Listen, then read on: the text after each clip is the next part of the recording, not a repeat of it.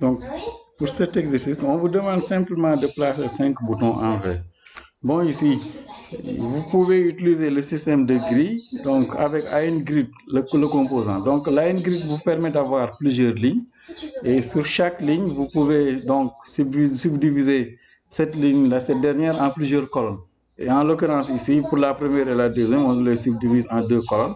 Et ensuite, vous pouvez spécifier la taille de chaque colonne. Donc, normalement, 6. Donc, vous avez une grille de 12 colonnes.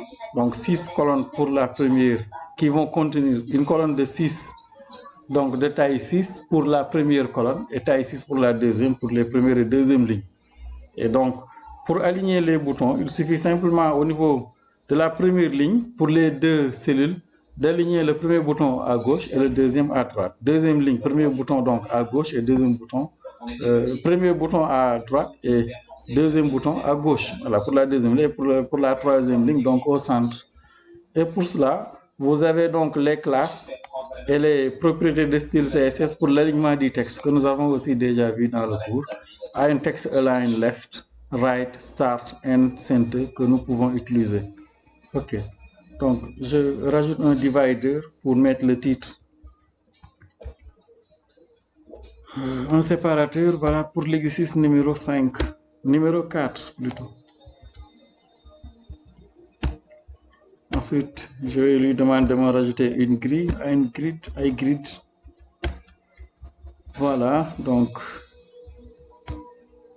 6, 6, tant mieux. Ensuite, un bouton.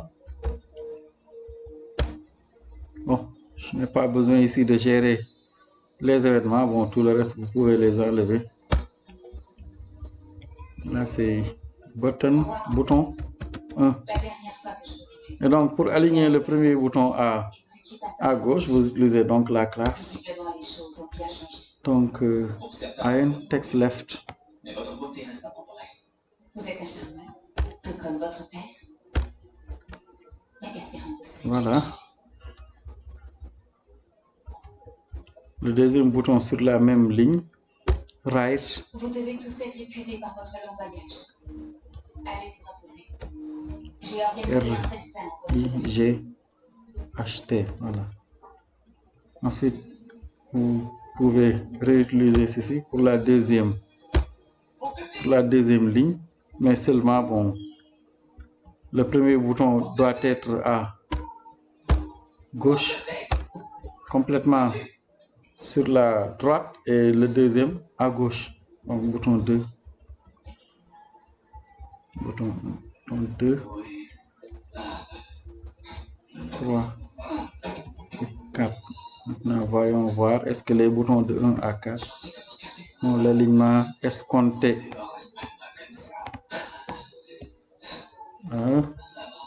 Excusez-moi, non. Je me suis trompé ici encore.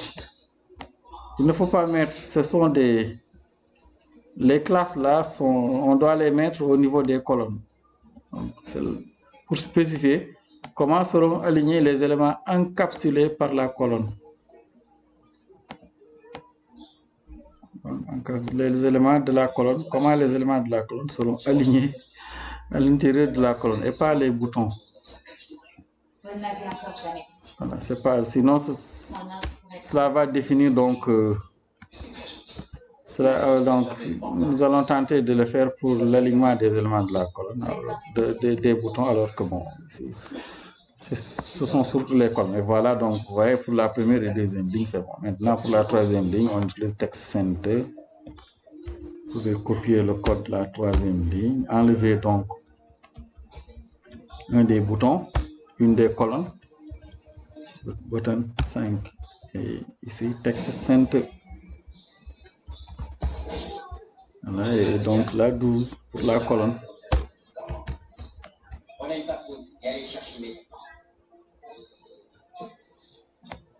Voilà, donc vous voyez, j'ai donc mes boutons qui sont alignés en V.